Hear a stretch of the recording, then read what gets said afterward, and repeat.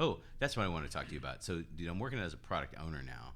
Like I think I like this. This I'll probably cut and begin right here. Like, no, let's be honest. I'm not cutting anything. Like, I'm working as a product owner now, and I told somebody this recently. I don't remember who it was. I'm trying to remember who it was.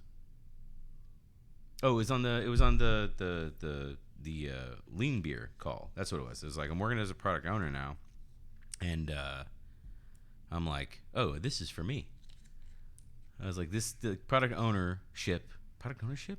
Yeah. Is that even called that? Ownership, yeah. Like I was like, this is for me because like as a Scrum Master, you have to deal with. I mean, I didn't think of how to put this. I didn't think of how to. I haven't really expressed this out loud since I started this position. Like as a Scrum Master, you have to deal with like. You have to know how to do product ownership. You have to know how to be a good team member. You know what I mean? You have to know like the duties of a Scrum, and then you have to do like a bunch of other duties like being a good mentor. You know, being a friend occasionally, that kind of stuff. Right. Yeah, you don't really have to do that as a product owner. In my, I mean, You don't, but you have other challenges, right? Because you have to shepherd those stakeholders, and that can be challenging for a lot of people that aren't used to it, especially if you have competing stakeholders that want their own thing, all that good stuff. Yeah, I told that to Mike Miller one time. I was like, correct me if I'm wrong, but isn't like stakeholder management doesn't like that becomes your only job at some point as a product owner?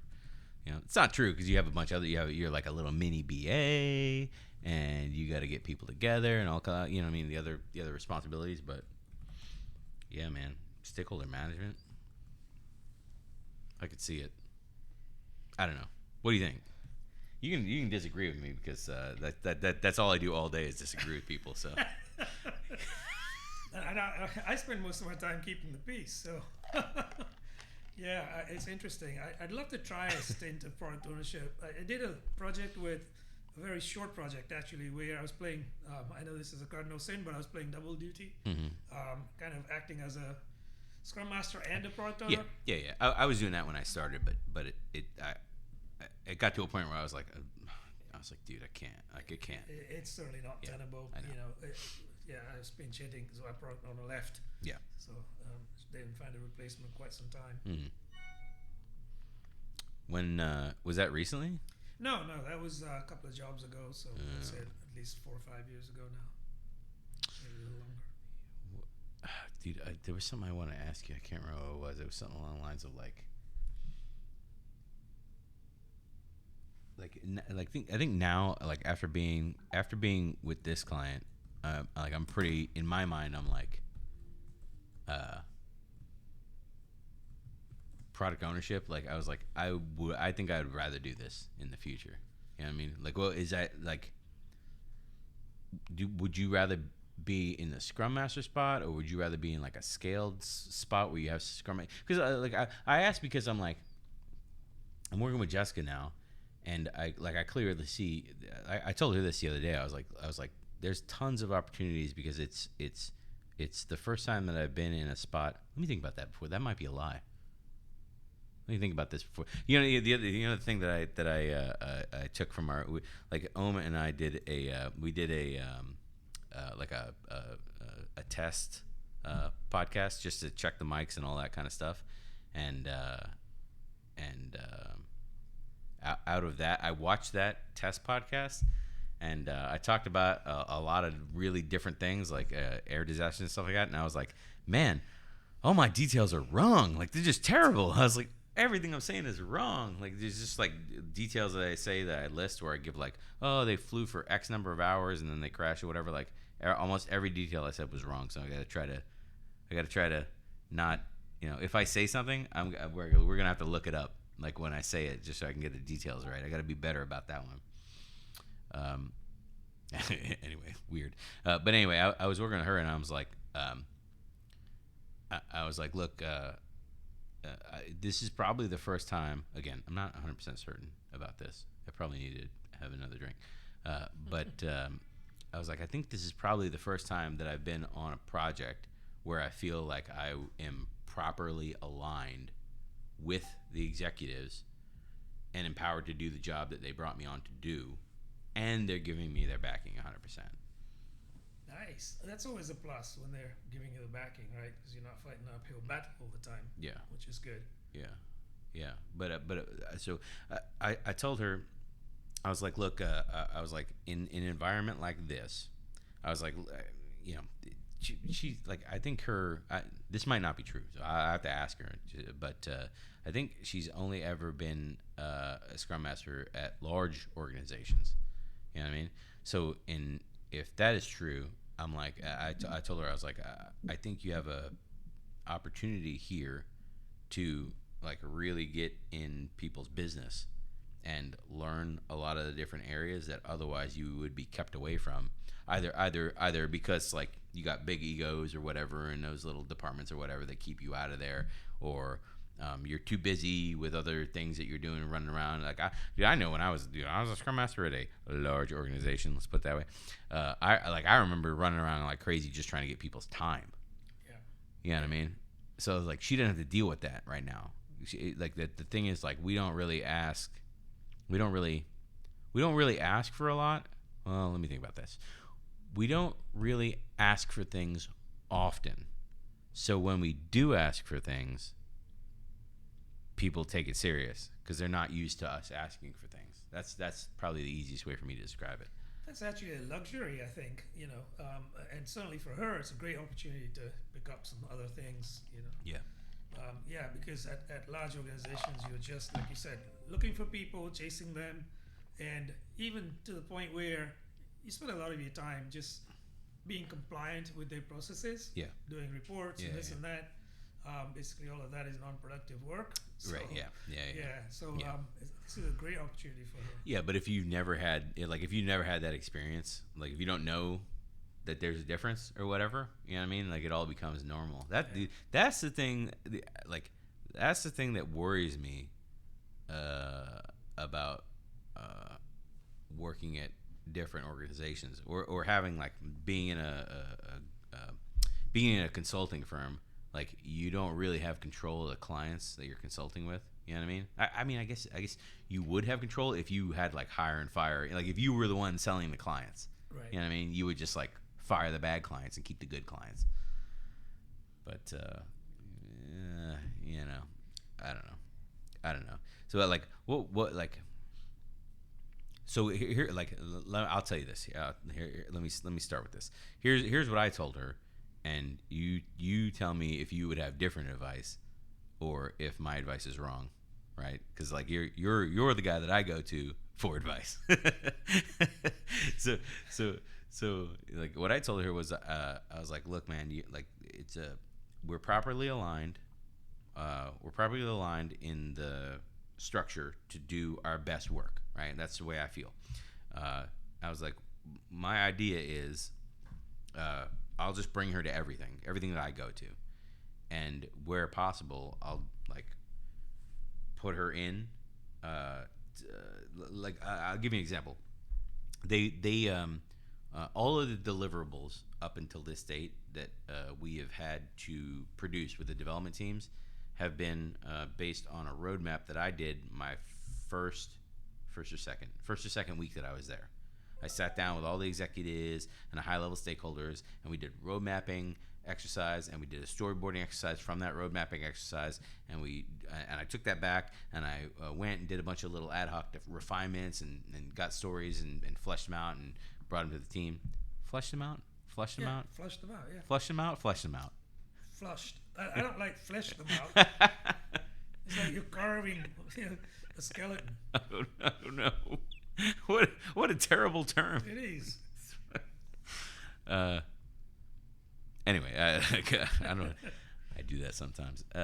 But anyway, so the point of that ridiculous story is we have to go back into that mode again, because now all of our deadlines that came out of that one session ended in the end of March.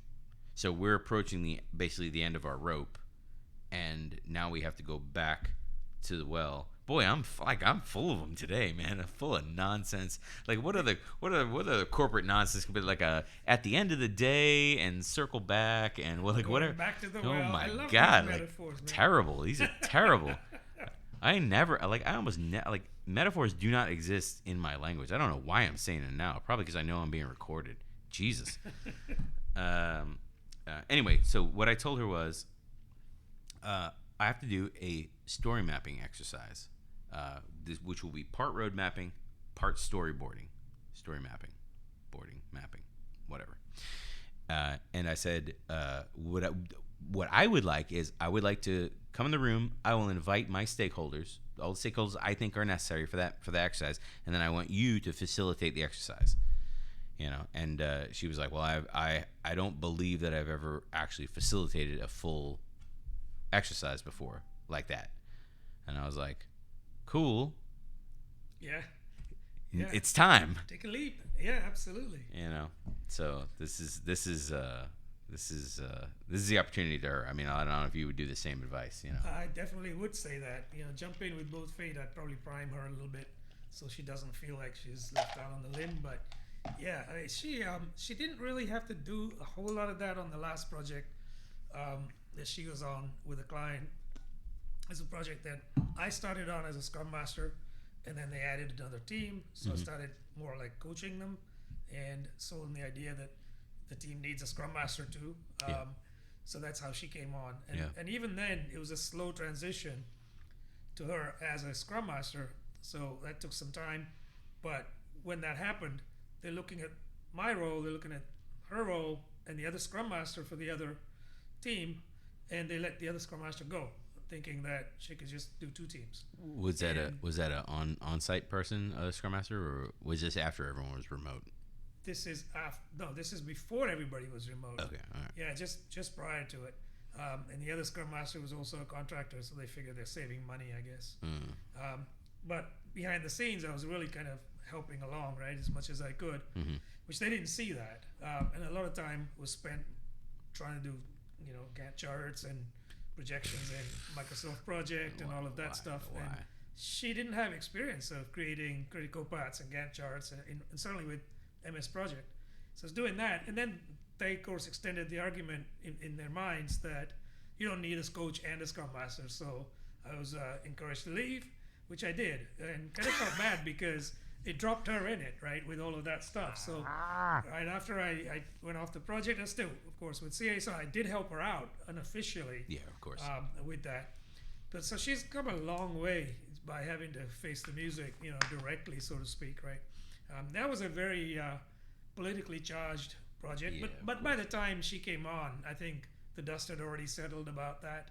The two different partners as stakeholders wanting their own thing, but in the end, they agreed to disagree, and one capitulated to the other. But yeah, it's coming back to your point. I think it's a great opportunity for her to start with, leading this journey mapping, user mapping, whatever you call it. If we can prime her first, so she has some confidence, I think she'll feel better about it. All right. So like, this is a good point, because like this is something that actually people like, not just Jessica, but honestly, I could use it too. But like anybody that listens to this is going to be able to use it. So like story mapping, like let's nuts and bolts. Let's talk about like how would you walk through story mapping? Like I have roadmap items, which likely roadmap items are just things that the leadership has thrown out. So get me this or whatever. It's high level objectives, right? And my leadership, like, well, it's not. I don't want to target my leadership. Like this is the other thing I learned about being a product owner is like I put a lot of effort in as Scrum Master trying to like even my language out, just to even it. I'm not like try to like. I'm not saying I'm trying to not risk offending people or whatever. I'm just trying to make like the peaks and the valleys in my language. I'm trying to even them out a little bit. And when I went to go be a product owner, I'm like, man, it's like I reverted in all my languages.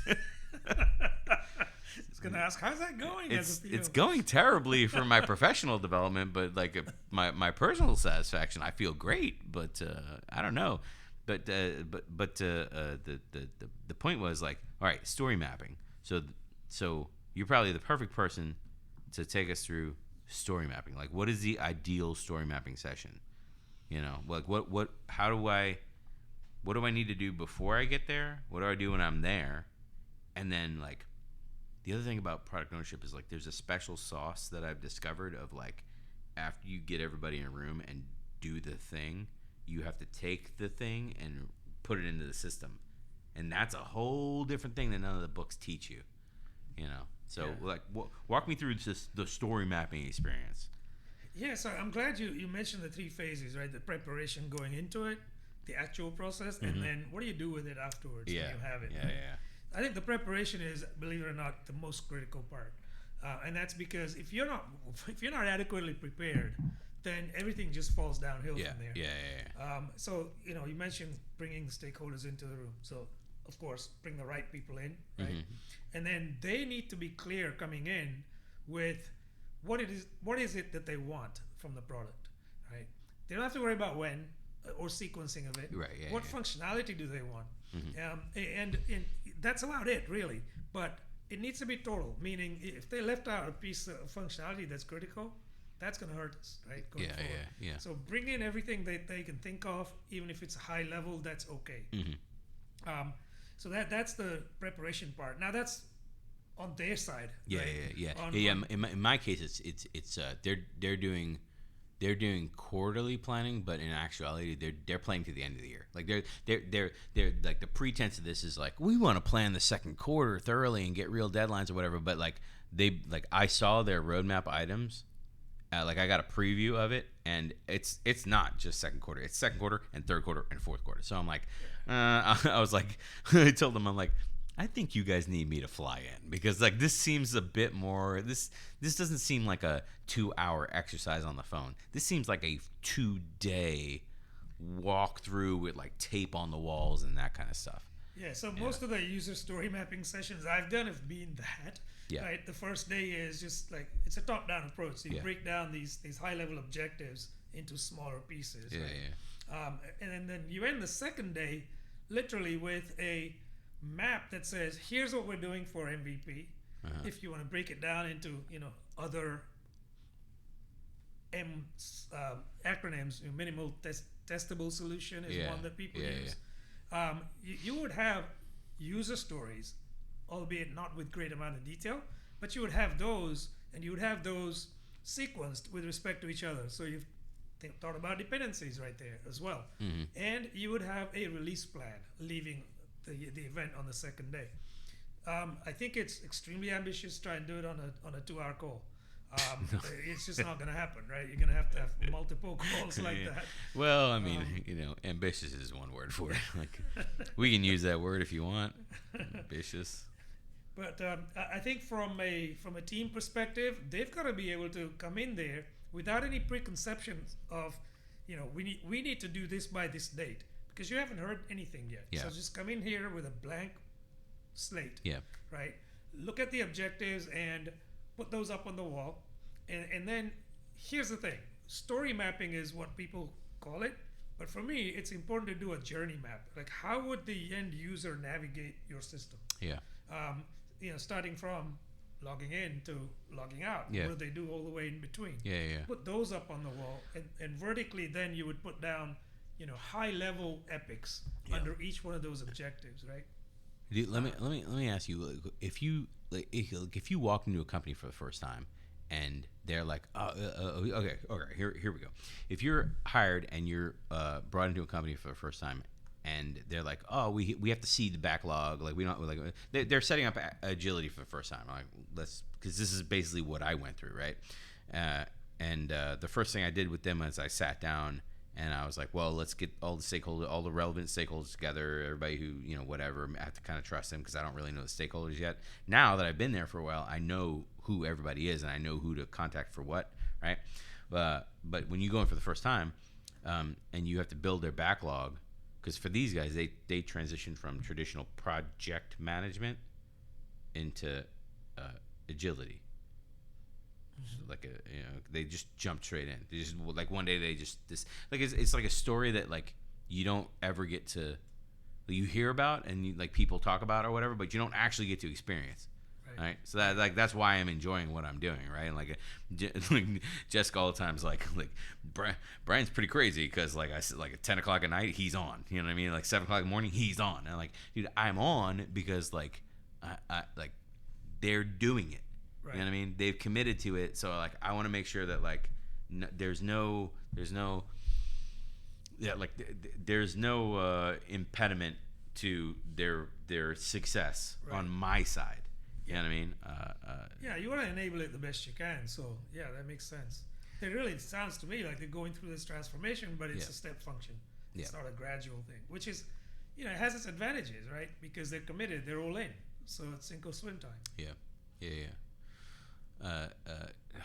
Jesus, I derailed us because we were talking about story mapping. So what the point I was trying to ask was point I was trying to make. Thing I was trying to ask? I have no idea. What I was trying to ask was, you're coming in for the first time. They obviously don't have, like, you're doing the road mapping, but what you said was like, well, we need to figure out the user's journey. Like, show me the journey map through the application. Right. Well, they're trying to do story mapping to seed their backlog, basically. Like, that's.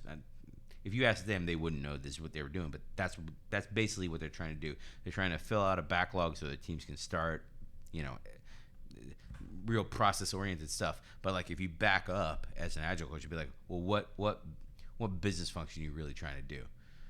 Well, I don't know how a user goes through my application. Likely many other companies probably struggle with this. They have no idea how the users use their application. Right. So like, would you have to sit them down and establish a basic journey map first before you go into a storyboard, or would you try to do it at the same time? No, I would do it as the first phase of this exercise. So it's done jointly, because oftentimes what you find happens if you do it before then is they don't think through it logically or systematically, right? They'll just come in and say, well, people do this, they do this, they do this. Yeah. And then the dev team sitting there, when you're story mapping, they go, well, you can't do that till you've done this other thing, right? So you end up spending a lot of time spinning your wheels. So it's a lot better if everybody does it together. It also fosters that collaborative spirit, right? Yeah, dude.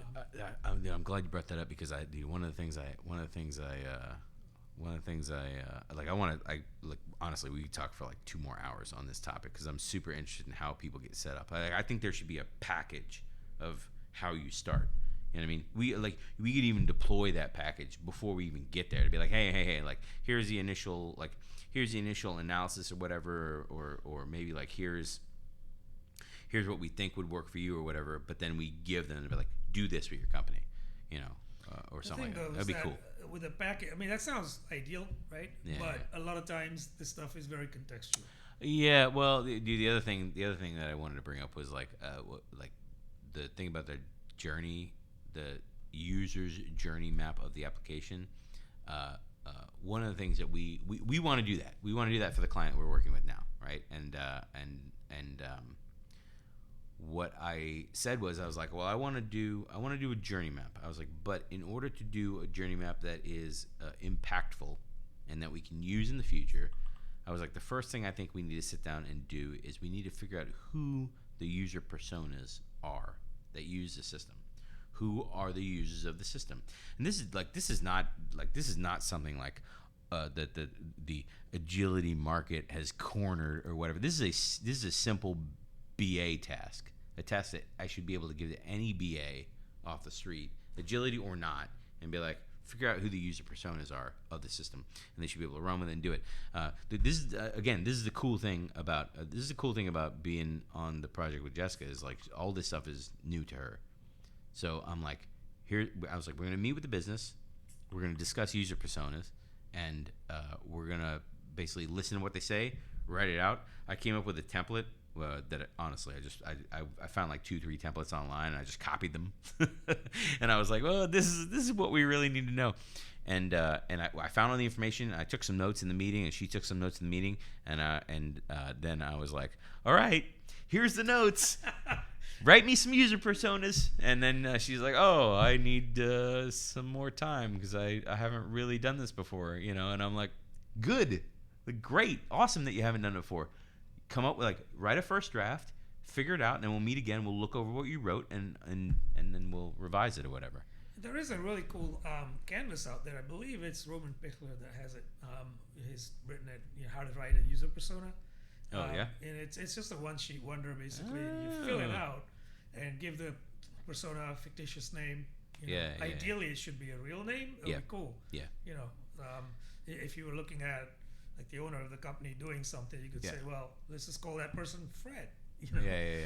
But it could be fictitious as well. The thing about personas is you start there, but as you get more and more experience with using them, you start incorporating things like negative personas. Right. So you always have those in any system, right? Right. And shouldn't overlook those. I sometimes see people writing stories like as a system. No. Right. And I'm like, okay. The word persona has the word person in it. You can ask a persona questions. You can't ask a system questions. Well, you had me stop with that. You had me as a system. Like I'm out. I can't. Yeah, I see those kinds of anti-patterns. I gotta take. I'm gonna hide under the table right quick as a system. So there is some like in a couple of years, some random engineer or whatever is gonna find this podcast, be like, I'm gonna write you angry tweets. It's perfectly valid system. And like, no, it's not. No, it's not. It's terrible, and you're terrible. Right. Jesus. I used to get into some really knockdown, drag out fights with that one. Like, dude, you can't, like, it's not a user story. I try not to use the word user when I'm saying it. It's just a story, right? It's just the object in the system. But like, I get the perspective of writing a story from a user's perspective. Therefore, it's a user story, whatever. But I was like, listen, the object that we're writing, it doesn't matter what it is, bug, story, whatever you want to call it, requirement, doesn't matter. It has to have value it has to have value. It has to have the ability to be deployed and have value immediately when we're done with it. So if you're talking about a back-end process that does something automatically to sanitize database records or run some kind of job that looks in a folder, perfect example. I'll give you the perfect example. I worked on integrations with financial accounting systems, and here's what would happen. This is in trucking industry. Okay, so our system would get invoice. Invoice? Was it an invoice? I don't remember what it was. It was some kind of.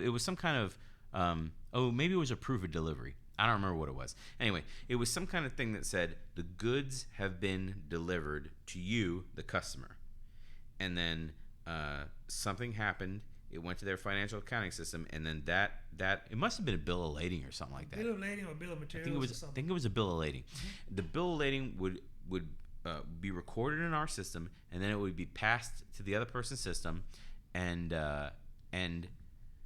once it's passed to their financial accounting system, like, we, the vendor, like, we don't care. All we know is it's been delivered to the customer who's going to pay for it. However, like, companies with financial accounting, like with Great Plains or with whatever QuickBooks, whatever else they have, right? They want to. They're very. If they're going as far as to take our records and import them into their system, they want the systems to be exactly similar. So the system that we had, I'm going to forget why we even brought this up by the time I get to this end of this story. The system that we had worked out, and this is 15 years ago. So, like, don't, like, in modern, it was 15 years ago that I worked in the system, but the system probably is 25 years old, like architecture. So it should just be an API call system to system, but we'll forget about that for a second. This is the way the system was built. It was our system every day would drop a file in a secured FTP of basically like a CSV export of all that customer's records, entire dump of the customer's records. And the customer system would pick it up, process it, and drop it into, like, I don't remember, like a return subfolder or something. I don't remember what it was. I can't recall. But anyway, our system would take the return file and add it to our system so that like we could record that like the customer paid those invoices that we have in ours. So basically their Great Plains system, I remember it was great. That's the only thing I remember that's correct in this story, is that it was Great Plains we were interfacing with. And their Great Plains export would chew up those files, record them in our system, and so that our two systems would be synced. Like in a modern system, you just build an API and they just hit it and it'd be done. Right. I can't remember why I started with that story. We're talking about writing user stories. Yeah, writing user stories. So that's exactly right. So like in that case, I recall the knockdown fights with development to be like, the system is processing out of the FTP folder. Like, I don't need a user in this. But like, no, dude, you need a user, because the user, the financial accounting user, is the one that cares about marking the items paid and syncing our system with that payment. And if, like, for whatever reason, like I don't remember, like, this was so many years ago. I don't remember I've been in so many fights, I don't really remember. Like, I got hit in the head a lot. I don't really remember. But I remember, like, them sticking to their guns and being like, no, it's as a system, because the system is automatically processing it.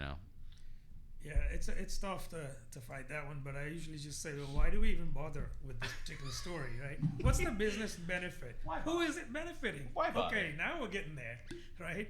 So the other thing that I see quite often is, as a system, I want to increase the number of CPUs on our virtual machine, right? It's like, well, what's the business benefit of doing that? So can't you rephrase that in a way that illustrates the business value of that? Like, as a user, I would like quicker performance from the system. So therefore, you're adding more CPUs. Likewise with, adding extra disk drives and storage and whatever else. Sorry, as a system. System's got to do it. Yeah, right? Exactly. System's the user. We've reached the future of AI. Right. Yeah. But we definitely set up a kind of a mock session where we go through a whole entire story planning or journey map or whatever you call it. Even that's going to take more than a couple of hours probably, right? Because we're doing this as a learning exercise for Jessica and others. So definitely do that. How much time do you normally like if you were going to this is a small company, so like if you're going to a small company and they didn't have a backlog, like how much time would you tell them to reserve for this? If you're gonna do this right, it's gonna take you at least a day. Yeah. So if the objective is to get to the point where you have stuff in your backlog, you can get there in a day. Right. If the objective is to have a roadmap out, with dependencies and release plans and whatnot, it might take you a little bit longer. But there's no reason to couple those two things together. Yeah. So you could say, let's just do this for a day, and come back. Have a couple sessions or whatever to. Yeah. That's what I'm thinking. That's what I've kind of prepped them with exactly what you just said. I was like, I'm gonna fly into town. And then on the first day I get there, I'm gonna kick open the door or kick open the wall like the Kool-Aid Man, and be like, I'm here. Like, we all need to sit in a room together for a day. Like, I'm gonna take over a conference room for a day, and we're gonna like hardcore talk about the roadmap and maybe start breaking things down on the roadmap or whatever. And then maybe we'll stay in the conference room the next day or two, and have people come in and out because people have meetings, whatever, people have stuff they have to get to, but that's how I think we're gonna go about it. I think, and I think it'll be the difficult part for me, and like this is something actually like maybe you can help with. Like, this is a tough one for me. Difficult part for me is I want my Scrum Master to facilitate the session. Okay. This requires me to sit back and let her facilitate. Yes. You know what I'm saying? You know what I'm saying right now? Exactly. What do I need to do? like, how can I check myself to make sure that I'm letting her facilitate and I'm not jumping in every 2 seconds? Because that is the tough part for me. Yeah, that's going to require that level of self-control, right? So when you feel like you want to jump in, just exercise self-restraint. just say she's got this, right? Have confidence. Yeah. And she may stumble. That's okay. But then, because you're going to schedule in these frequent breaks, right? Yeah. During the break, you can recalibrate with Oh, yeah. Right? That's a good one. Yeah. I just want to touch on the tooling as well. I think it's awesome that you're going to be, in person with all the stakeholders. Yeah. But as far as capturing the backlog, you touched on it earlier on, into a system of some kind. So there are a couple of things you can do there. Well, one of the things I did last time I did this story mapping right here in the office was we used a wall, and we used yellow stickies. And at the end of the session, when everybody was happy with it, we had swim lanes for MVP and MTS and everything else, and we'd sequenced out our releases. When everything was done, I just went around and took some pictures of the wall. Yeah. But I didn't take pictures with just a camera app. I took pictures with an app called Post-it. Oh yeah. Right. And I have that. It actually creates the yellow stickies electronically, right? Which is awesome. Yeah. It says double entry and all of that good Yeah, stuff. yeah. I have that app. That's pretty cool. I hardly ever use it, but it was very effective the few times I did use it. And I don't know why I actually, no, I probably do. I don't use it because I'm never with people physically anymore. Right. But yeah, it was very effective. Yeah, the only tip there is don't use dark colored stickies. 'Cause it doesn't see those on the contrast. But the other thing, if you had to ever do this remotely, which is of course not ideal, there are systems out there that you can use. There's one called Stories on Board, which is kind of like a virtual whiteboard. And I think they have a free trial. That's the only way I've ever used it, to be honest, is just use the free trial. You get a month, and after that, you either pay up or lose it. But that's enough for me, right? So you get the full use of the product. It's not like a cut down use, right? So that's awesome. Sign up for it. That's the only thing is you have to sign up with your email. That's okay. Brilliant tool. Another one is AHA, which again has a free trial for a month. Oh man, AHA. But it integrates with whatever tool set you're using, though. Like ALM tool. I can't do AHA. I can't. Oh man. Oh wait, is AHA the no, AHA is not bad. What's the other one? What's the other tool? It's Trello, right? Trello's Trello, yeah. Trello. Yeah, I'm not too fond. Corey's gonna listen to this one and laugh her ass Trello's off. great if you want to just do this with your church group or friends, but if you want to do this professionally, it's come a long way, but it's still not there for me. I can't. We're using Jira now, and everyone knows I can't stand Jira. Well, I'll tell you what. So I think Stories on Board and AHA both integrate with Jira. I happen to know that AHA, if you go into AHA and create work items, they can go directly into Jira and create whatever level of hierarchy work item you want. Yeah, when I used VSTS on my last project, they had an integration with AHA, and it was good. Basically, the division of labor was the leadership used AHA, and all the teams used VSTS, and it was they were very happy with that because they could see their high level items in high level releases, because their releases were like quarter to quarter. They didn't care about what was being released every week or whatever. They only cared about the quarterly stuff because they were talking directly to leadership once every month or whatever it was. Right. But it seemed pretty efficient. I mean, you can change priorities and stuff. So it seemed pretty efficient. That's exactly what we did there. At the same client actually hooked up VSTS to AHA. We went a little bit beyond just the epics. We actually went down to the user story level, where stories could be created in VSTS, but then they would flow back into AHA, so you could see them. Oh yeah. And the reason we did that is so that these product owners were solely working out of AHA, so they can add in clarifications or descriptions, etc. It was bi-directional feed, and it worked really well across three different VSTSs there. Oh, that's cool. That was across 7 teams. It worked really well. The only thing is, I'll tell you, there are some glitches once in a while when they do updates to AHA, because it's all on the cloud, right? So you have no idea when they're going to do an update. You show up at work one day and suddenly all hell's broken loose, and that's because they did an update overnight. Dude, what do you use for retros? Because Jessica uses Mural for retros, and she's fantastic with facilitating it with the giant canvas that Mural allows you. And I'm like, I told her in one of the sessions we had one-on-one, I was like, man, like you're way better at this than I am. Like I'm terrible at this compared I've to you. used Mural. I've also used Miro, which is a similar competing product. Myra? Miro. Miro. Oh, Miro. Oh. Yeah.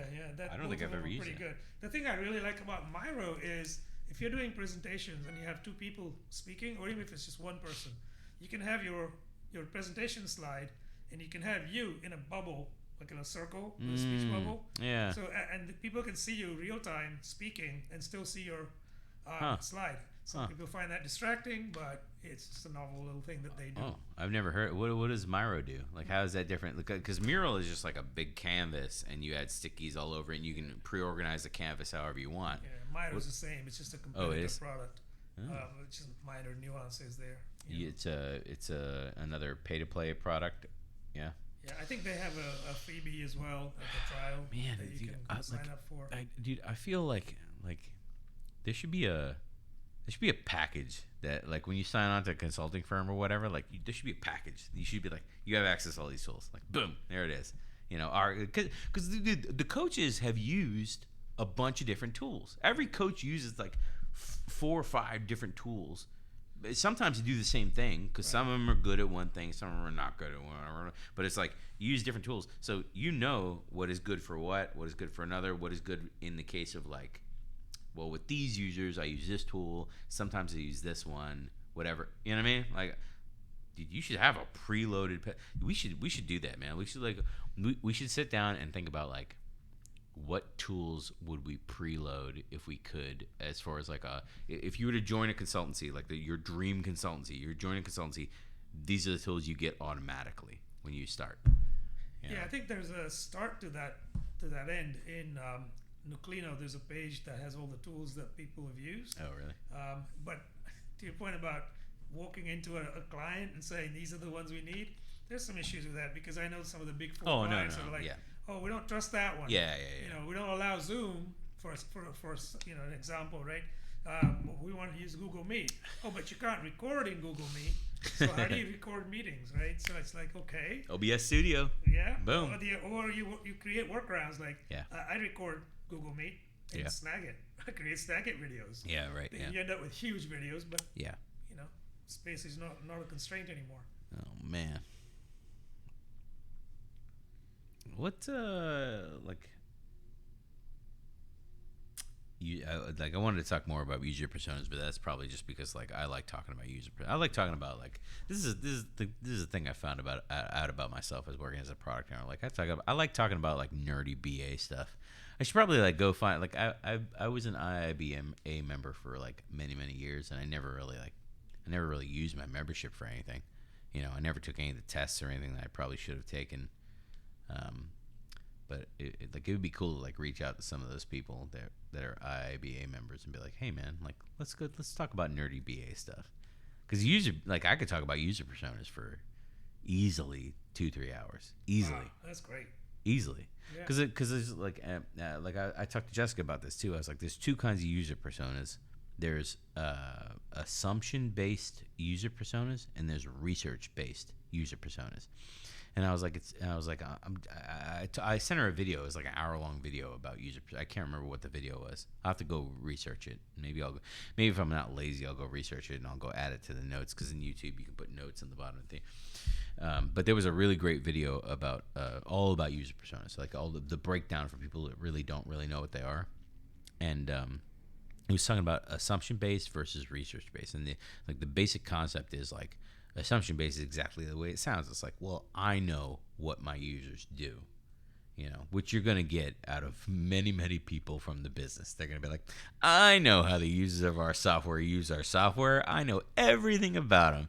And then there's research-based, which actually is like, I'm going to sit with a user, and I'm going to watch how they navigate, or I'm going to go where users are, where a lot of users are, and I'm going to watch what they do, or I'm going to maybe create we did this with a mobile app. We did on a project I was on. We integrated a heat map in the mobile app, so you can actually see what people are clicking on. You can gather mass statistics about your users' usage of the application. So you start seeing heat maps about like most people go here first and they go here next or whatever, which is like if you're a UI UX person, super valuable tool. Absolutely. Super valuable tool. Especially for a UX person, because you can see the behavior, right? Yeah. Of the users.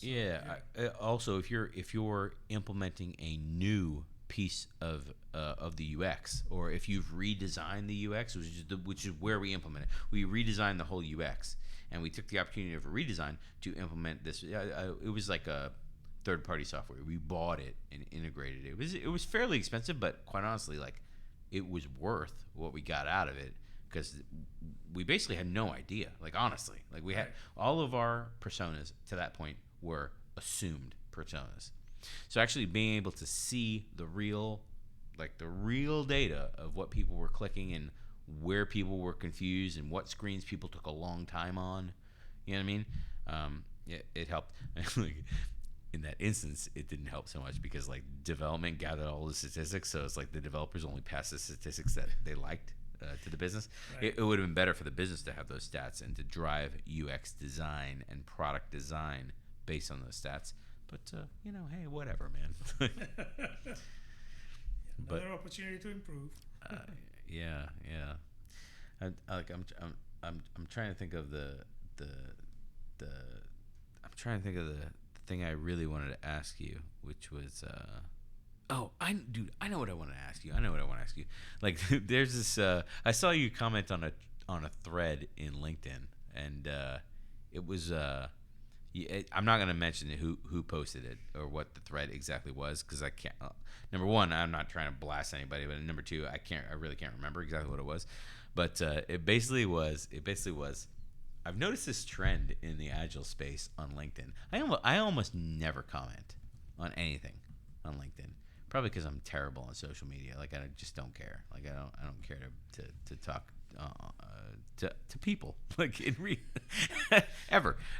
But when I do talk to people, on the occasion I do talk to people, like I noticed you commenting. I almost commented on it, and I wrote. It was one of those comments where you write something and then you delete it. It was one of those. I have plenty of those. Yeah. So somebody posted, like, there's this trend, and I've noticed it a lot more with people in the Agile space, mostly coaches, but like you never know when somebody posts Agile coach. You don't know what their real job is, but mostly coaches. Like I notice they'll post on LinkedIn with a like a statement or a topic or a question, but the question itself is super incendiary, and then they'll get like 147,000 comments. Right. And I'm like, is this really helping anyone? Like, or are you just like, I didn't realize that the algorithm on LinkedIn, like the clickbait mattered on LinkedIn. I thought LinkedIn worked differently. I guess it doesn't. I have no idea. It doesn't, yeah. But like the point is, like, I guess I bring that point up to be like why do people post that stuff? Like do you feel the same way that I feel right now? Like when people post that kind of stuff? Because I saw you comment on one of them, and I was like, oh, dude. Like I usually am very restrained. So when I did comment, it must have really touched a nerve with me. I wish I would have taken a screenshot of what it was. Oh man. Yeah, and I try not to let any like political biases show through or anything like that, right? It wasn't a political thing. It was something along the lines of, I don't remember if it was I think it was something mentioning safe. I think that's actually what it was. I think it was something mentioning safe. And there was like thousands of comments. I remember there were thousands of comments. I'm like, why? Like, yeah, I know. Don't we have better things to do with our life? Like that's where I remember reading through it. But like the point of reading the comment was like, obviously there was nobody, and this is probably a political thing, right? This is probably what it actually is. Like there was nobody being like, I understand why organizations, like I remember having a conversation with Mike Miller about this. Like I completely understand why large organizations adopt SAFe. I get it. I totally get it. And the fact that like that is lost, the fact that your typical Agile coach, this is I can't really generalize this one because this is a tough one to generalize. I would expect your typical Agile coach would have a similar opinion, and here's the opinion, okay, which is large organizations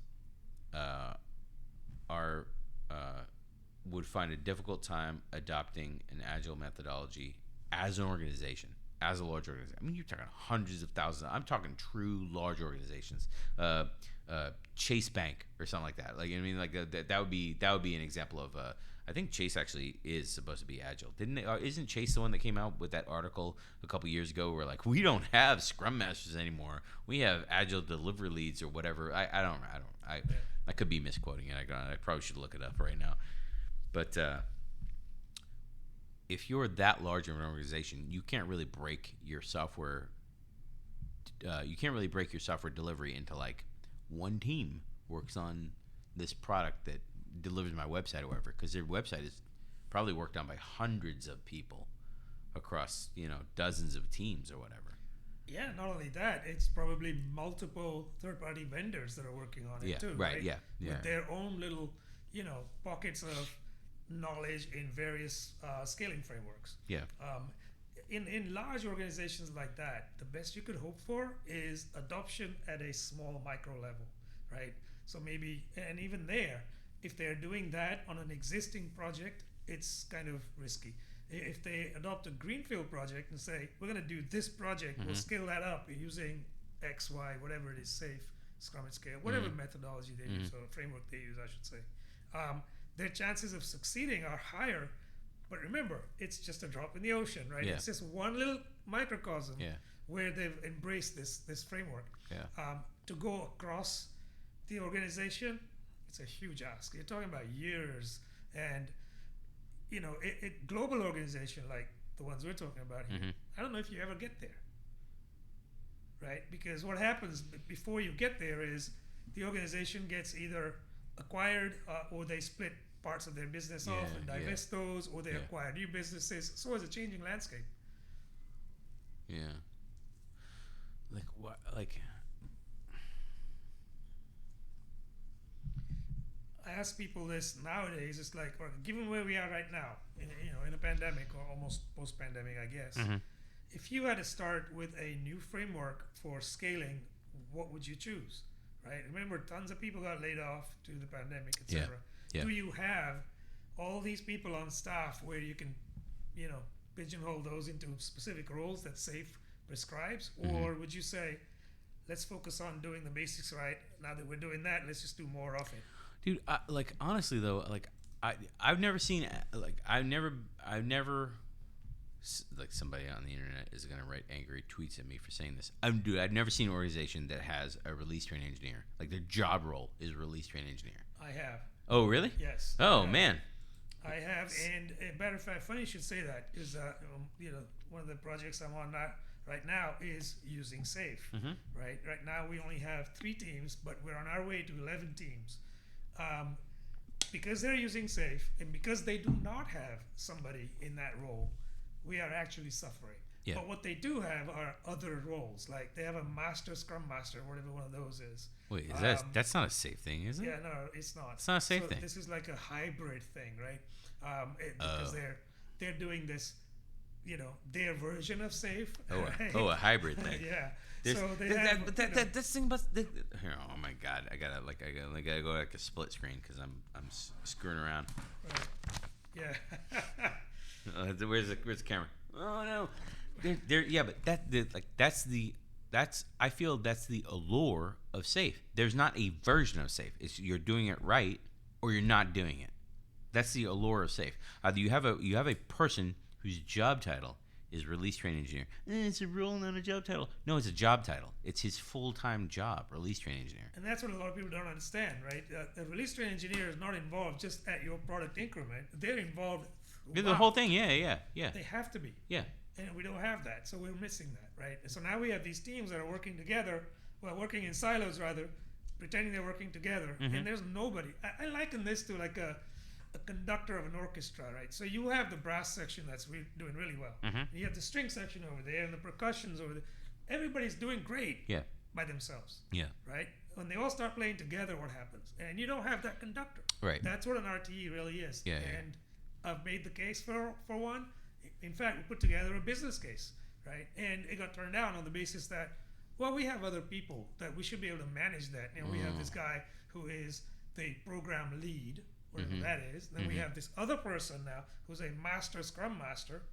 And why can't they do it? Well, we ask these guys, and they go, "What's an RTE? I've never been one. I don't know." Well, what that I mean, you would think that they can do it. It's just you need to move them into like a large like weird large Sorry, this is like all stuff over the table. I'm like, what is this? That like large organizations usually have like well, in my experience anyway. Like it could be different for everyone, but in my experience, larger organizations will usually take people from other departments that are in like large organizations usually have some kind of hierarchy or leadership level. I'll use military levels, like you're like a major, and then you're like a lieutenant colonel, and then you're a colonel or whatever. So it's like someone is like a someone is like a captain in the organization, and they'll take them and they'll move them over a program for a while, and they'll do a good job, and then they'll get promoted to whatever, to major or whatever, and then they do a good job in that program, they get promoted to major because they did a good job in that program. But like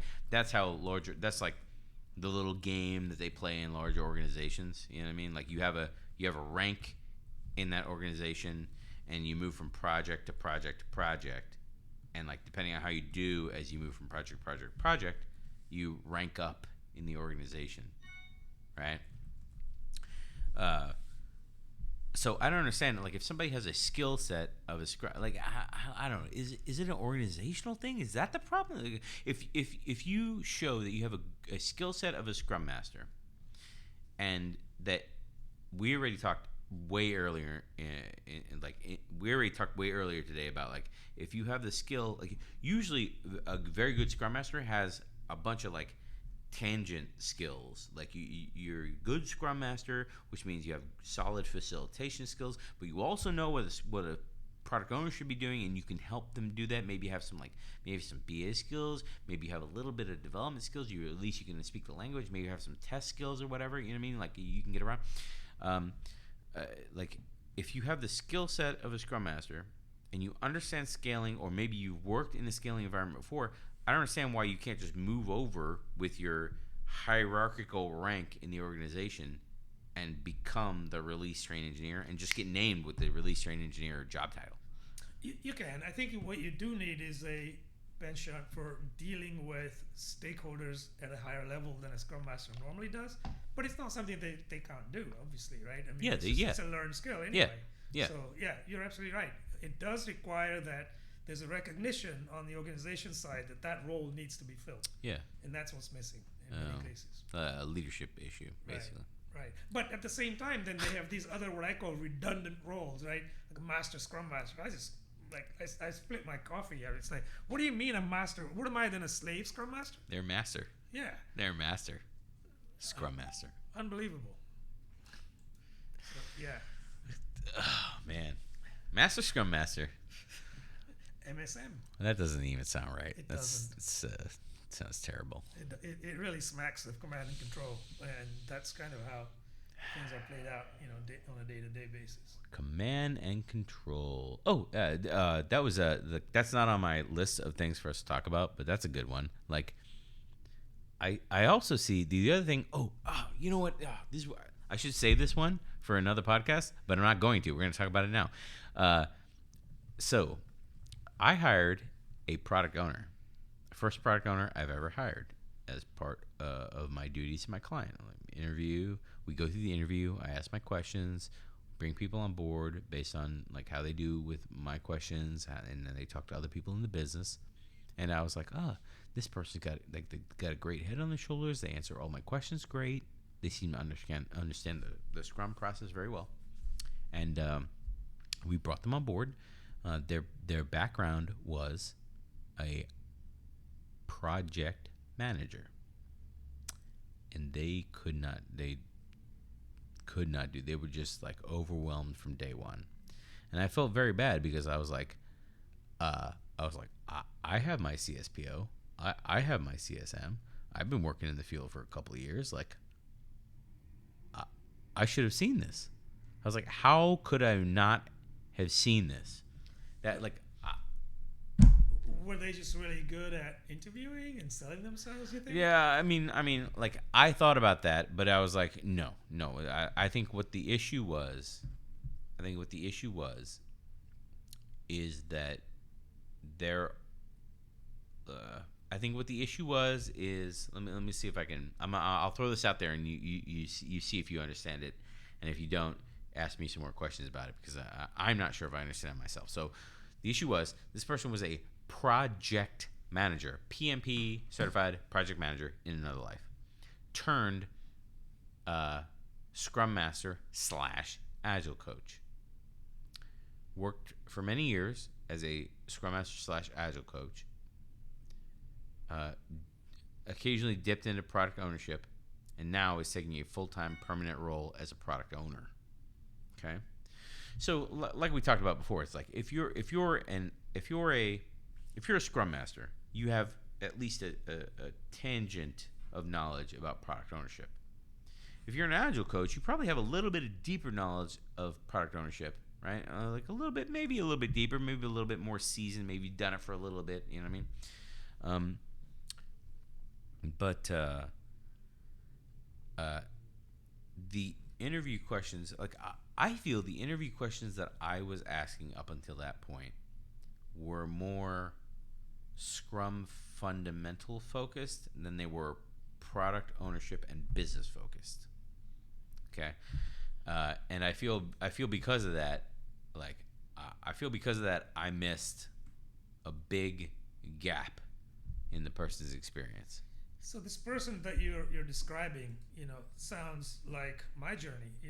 PMP, worked as a project manager for many years, turned Scrum Master, worked as Scrum Master for some years, and then turned Agile coach. But I'll tell you this, it's hard for some people to let go of their mentality of project management, right? Which is, you create work packages for people, you tell them what they're going to be working on and when they're going to be done, right? And if you can't let go of that, it's going to haunt you, right? Even though you have a different title. That is something that I had to work actively to let go of, because being a project manager for many years, that's what I did, right? But then I realized, so my transition wasn't like overnight or anything. Even as a project manager, I was trying to incorporate some elements of what we know are good Agile principles. Like, for example, bringing stakeholders in to do what are now known as sprint reviews and demos. We used to do those, right? Just say, is this kind of along the right lines of what you're thinking? Didn't have a title or anything like that. Just had those sessions. But if your interview process is focusing on Scrum fundamentals, then you are absolutely going to miss, right? The product owner angle, which is largely in the business arena. Do they understand, right? What is it that this business objective is fulfilling towards the mission this year, right, of the organization? How does that fit in?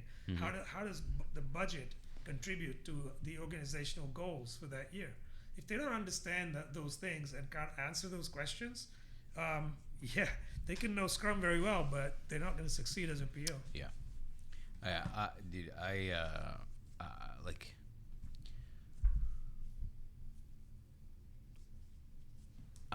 I did a lot of soul searching after that. Because dude, I have this weird thing about myself. I was like, I don't dude, my since I hired people, like their failure, like I feel like it's my failure. It's not really their failure. Like I didn't set them up for success to start with.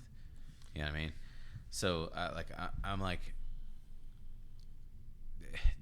the other part of me is like the company I'm working for, like they're a startup. Okay, so to be honest, startups are needy. Okay. Yeah. Startups are needy. So it's like you can't hire somebody in a startup. I don't even know what you would say in an interview to be like, hey man, are you prepared to work at a startup because startups are needy? Like that's the most plain way I can say. You know what I mean? And in reality, like what does that translate to? That translates to like startups are like they want your time, like whenever they need it. They need to be able to get your time. That's not a fair thing to ask. Yeah, I'd concur. I think it takes a certain type of personality to work in a startup. Yeah. It isn't for everybody. You have to be comfortable with the unknown. You don't have to. You have to be comfortable with the non-regimented way of working, and an established way of working. Yeah. Figure it out as you go along type of mentality, right? If you're not comfortable in that, you're gonna be out of position Yeah, there. yeah. You won't last long. Yeah, that's I was a paper millionaire a couple of times back in the heyday of the hey. internet. You know. I had stock that didn't really it wasn't worth much in the end, but just pre-IPO, we were going around picking out our exotic cars, thinking I'm gonna buy one of those because I have enough on paper. So yeah, but startup was really, the pace was frenetic, and because you see other people working in that way, it rubs off on you too. Yeah. I really liked that. I really liked the adrenaline at the time. Yeah. But if somebody's like towards the end of their career, that's not for them, right? It's too much uncertainty for them. Dude, I don't know, man. I think like it really isn't for a lot of people. Like, but like, I don't think they realize.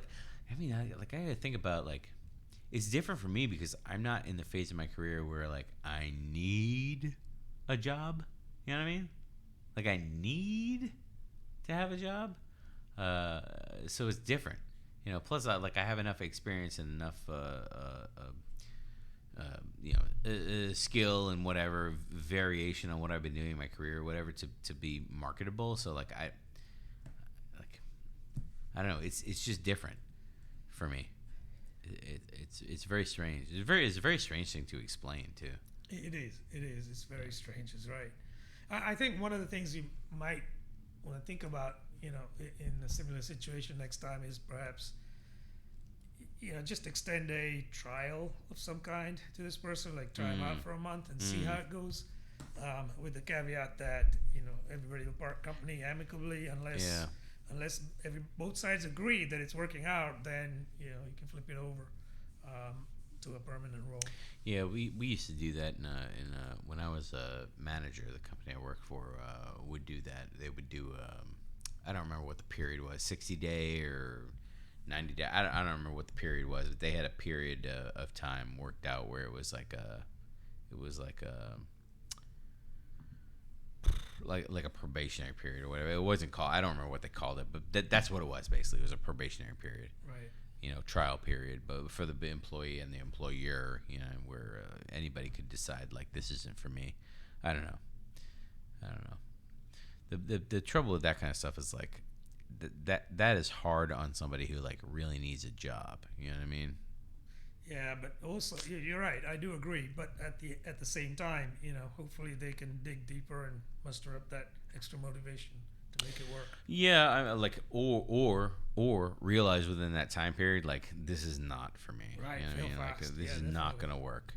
Like in this instance, it was pretty obvious. Like, because, like, my thing is, like, I'm gonna do whatever I need to understand I'm a product owner, so I'm gonna do whatever I need to understand the requirements. I'm gonna schedule time with whatever I need. Like, if I can't get time with people during normal business hours, I'm gonna schedule time whenever I can get them, and I'll work it out with them.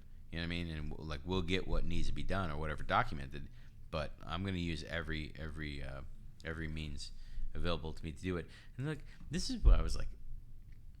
Even though I was working here in town, and I was working at a client here in town when I was before I joined CA, and I was super effective with them because I would do exactly that. Like, I'd go set. I was like I guess I was sort of in a BA type role, maybe like a 50% BA, 50% like test related role. It wasn't really it was a very weird position, but like, I was the BA that was like, you can point me at something and, like, I go figure it out. Like, I don't really need supervision. You know what I mean? I go figure it out. And this was like the client at the time was a very traditional PMO structure. So they had project managers, and each project had a BA that would spin up before the project began. They'd run for a certain amount of time, and then they hand off the project requirements to the teams or whoever else, or whatever, developers, QA, whatever it is. Yeah.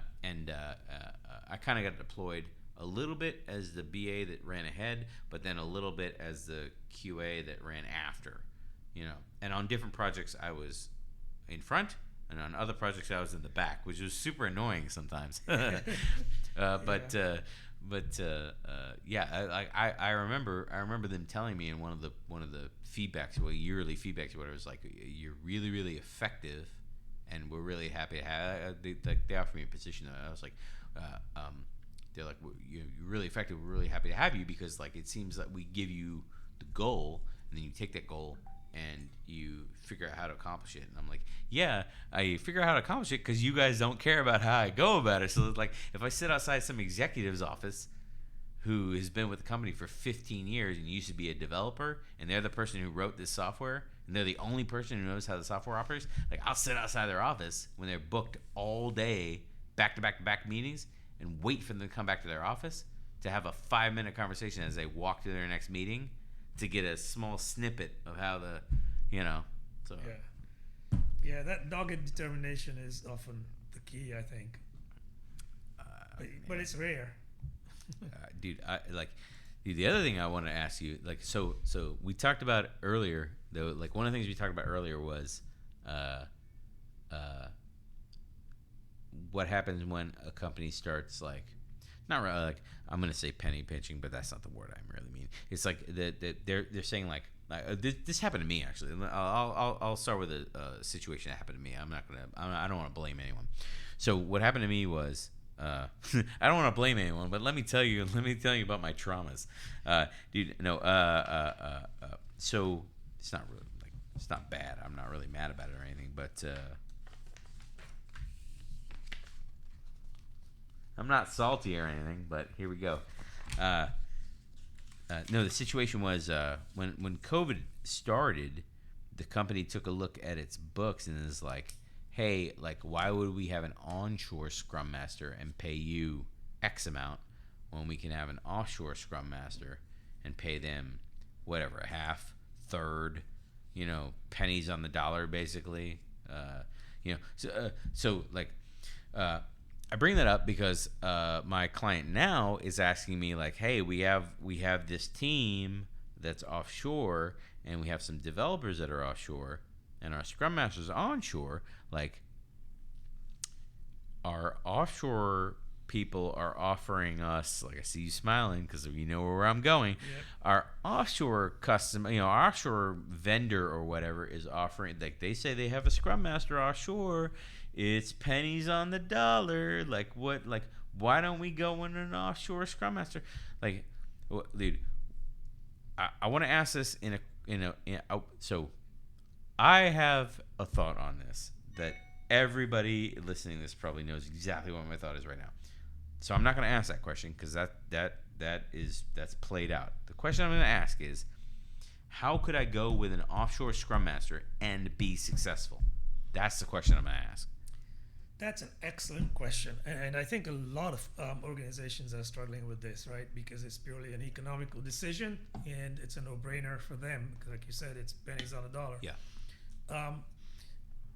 Two things I'll say: can it be done, and can you be effective? Yes, right. The other thing is, we'll start with this: you get what you pay for ultimately. Yeah, of course. But given the situation where you have your developers over there, and you have some team members over here. Having a Scrum Master onshore, just onshore, doesn't work effectively, right? You can limp through, but it's not the best way to work. Having a Scrum Master offshore, and only one offshore, same thing, right? Probably the best thing that can come out of this is to have a Scrum Master that you have already onshore, continue. And you have somebody who fills the role of a Scrum Master offshore, because that way there's somebody that the developers can raise their impediments to without having to wait for, a Scrum to be spun up on this side. You still need to synchronize the two. The two Scrum Masters, the roles of two Scrum Masters still have to be synchronized. But you can do that more effectively because now you're not at the mercy of the time zones where people aren't asked to stay at 9 o'clock at night their time, Yeah, right. which is first thing in the morning our time, right, or worse if you're West Coast, right? Worse or better? I can't Worse. remember. I It's think way worse. It depends on where you are, but it's way worse. Yeah. So I think that model where you have somebody, it could be anybody. It could be a QA person, it could be a development team member, but they act in that role. Now, yes, if you've got a vendor who's pedantic about it, sure, they might charge a few dollars more per hour for that person, but the value you're getting out of this is tremendous. So they're acting as a Scrum Master over there. You have a Scrum Master over here, and the two of them synchronize at some point. That's convenient for them during the day, but the dev team members aren't waiting around at either end. I think that's the best case scenario. So here's what I am. Here's what I've been telling my client, and like you can like give me advice if this is good or not, right? Here's what I've been telling my client because they've been pressing me on this one because again it's like I have no idea what they're paying offshore for a Scrum Master, but I'm assuming it's half, right? I'm assuming their proposed rate's half, maybe not half, maybe it's like 2/3, because like in recent history, I remember when I was a manager, the rate I would pay out of India, oh no, it wasn't India, it was Ukraine and Belarus, in my experience. The rate that I would pay for a person in QA, this was my experience was in QA. The rate I would pay for someone in QA was almost the same rate as I would pay as like a entry level QA resource for like a mid to senior level on their side. So it really wasn't a huge savings. It wasn't a huge. I mean, to the company it was like, I don't know, 25-30% savings or whatever. And like if you ask some other like seasoned Agile coaches or any of the trainers or whatever, they'll be like, bro, you're gonna pay that rate in communication costs and coordination costs or whatever, which is true. But like I'm trying to get over that normal point and just talk about like I've just decided that the flat money like numbers are all that matters to my company at this point, and I'm making this decision. That's what I'm talking about. Like when I'm kind of like pushing forward at all costs with this, right? Just the money. The end of the day numbers. Yeah. So I mean, certainly the gap has narrowed quite a lot. Yeah. Right, and I'm finding that for roles like Scrum Masters, the difference is not very much at all anymore. Yeah. And that there's a reason for that. So what used to happen a few years ago is you had Scrum Masters here that were certified, let's say, and Scrum Masters over there were simply developers that grew into the role, and they were never trained, right? Yeah. But now what you're finding is everybody's got all the certifications they need over there too, and you've got CSTs over there certifying their people at a fraction of what you or I would pay here. Right. Yeah. Right. And then there's another little symptom there too, which is people over here are getting their certifications from CSTs in India, right? But we won't go there right now. Oh man, sign me up. Right? It's like $200 as opposed to $900. I mean, it's quite compelling. Yeah. But coming back to our point though, the delta is so little right now that it really isn't the deciding factor by far, right? Whereas those costs in delays and just general confusion and communication delays, they outweigh the difference in the two hourly rates, let's say. So I would certainly encourage them to think through this in that way and not just look at the actual dollars. But even if they did, as I say, they're not that far apart. Yeah, I think companies are real bad at probably this is because I have a QA background. It's like companies are real bad at placing costs that are not like directly paid. You know what I mean? Like I dealt with this in QA all the time. I was like, we don't when we make decisions, we do not we do not we do not we never take in the cost of the risk. Never do we factor in the cost of the risk in a decision, even in the methodologies. Like SAFe has the shortest weighted job first or whatever. Like, Yeah, I could be screwing that up. that's what it is. Yeah. But like that doesn't take risk it doesn't take like first to market, or you know what I mean, what if a competitor beats us to market. It doesn't take that into account. It doesn't take like what if I push something and it comes back with like 15 bugs that I gotta solve. Like, doesn't take risk into account at all. Like, I think you would have to break into like actuary mathematics to come up with some kind of, and like nobody's even like looking at it. Yeah, you're absolutely right. So there's the risk side of it, right? And then there's also the opportunity cost side of it. When making a decision has an impact on a decision you didn't make. But yeah, companies are notoriously bad, I would say, at these kinds of indirect cost calculations, right? Dude, I think there's like,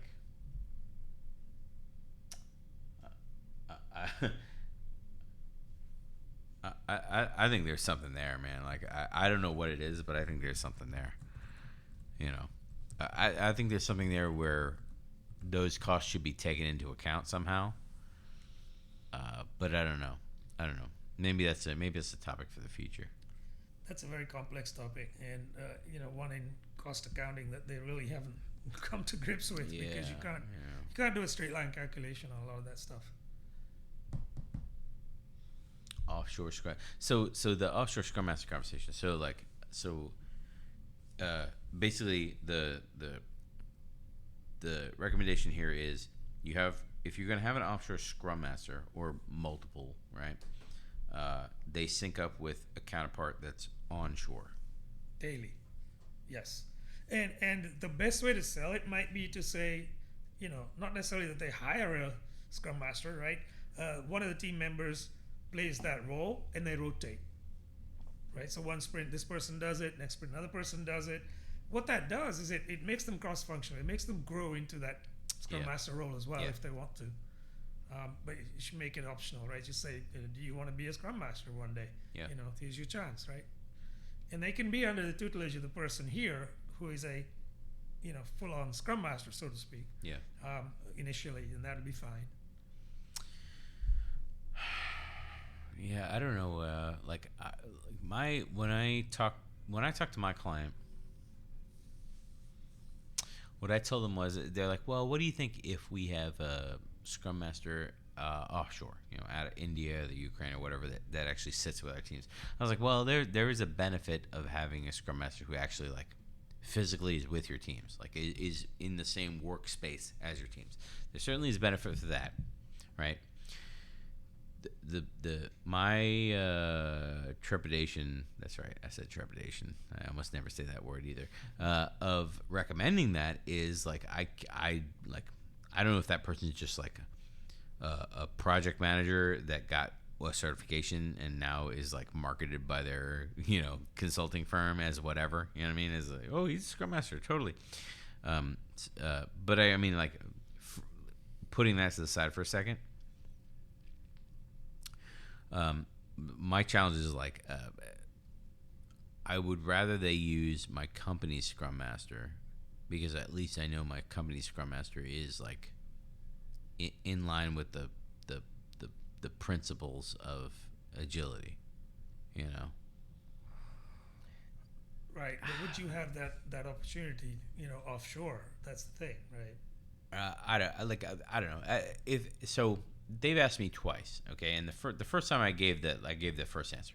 The second time they asked me, I was like, look, if this is something you're really dead set on, I was like, well, then what I recommend is, because we're talking about spinning up a couple teams. We're not talking about like one team.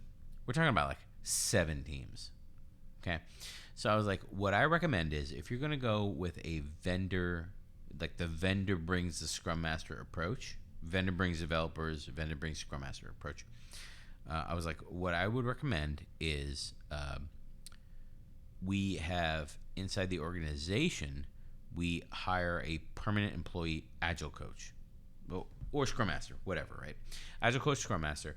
We hire them in the organization, and then they basically become the resource manager over the Scrum Masters that are on these offshore teams, so that at a minimum, they can make sure that some kind of standard is being observed between all the Scrum Masters. I couldn't agree more. I'm also glad you didn't say the word master, Scrum Master, or the phrase. Oh yeah, whatever title they want, whatever title they want. An Agile coach works well, right? In that case, definitely. So there's consistent practices being followed in different locations. That makes a lot of sense to me. Too much sense. We can't have that. That spoils the team. It does. It does. Oh man. Well, where are we at? It's 5 o'clock. It's gone 5 o'clock. It's 5 o'clock, man. Well, you want to call it a wrap? I think so. I think this is a good stopping point. Awesome. So let's stop here, and we'll like I have a bunch of stuff that I want to keep talking about, but we have a bunch of future sessions. We do, so. Absolutely. Yeah. Also, I got to think about who else I want to invite to discuss with. I got to think about it, because like there's different topics I want to talk about, but I need to think about what they are. You know what I mean? Like I think Ed would be a cool one to have on, because he's got every time I talk to him, he's got a bunch of interesting takes on things, and he's a developer, so he'll have a different take than a Agile coach or a Scrum Master will have. You know what I mean? Absolutely. Yeah. Also want to see if Fred wants to sit down and talk for a while. Yeah, definitely. I think those are prime candidates for sure. If you were thinking about somebody from like a product owner perspective, I might suggest William. Oh yeah, Yeah, he was on that program I was talking about. Oh, was he? 7 teams. He was the chief product owner. Oh man, I was his counterpart on the process side, and we worked really well together. Yeah. I like William's feedback. I've only talked to him like twice, but he's been helpful either time. You know, he talks like a product owner too. He talks like, what does that mean, Brian? He talks like a product owner. He talks like a product owner, meaning when he says stuff, you're gonna love it or hate it. Yeah, that's what I mean. Yeah. No, and I think he'll be open to coming into the office. To do that. So. And then I'm gonna try to get Jessica to come in too. She's a good one too. So. She's been pinging us. So. Has she? I have no idea. I haven't looked at my phone. All right, time to go look at my phone. So all right, man. Well, this worked out well, I think. Yeah, I think so. Except for that camera, I don't know about that camera. All right, that one needs to be a little bit further back, maybe.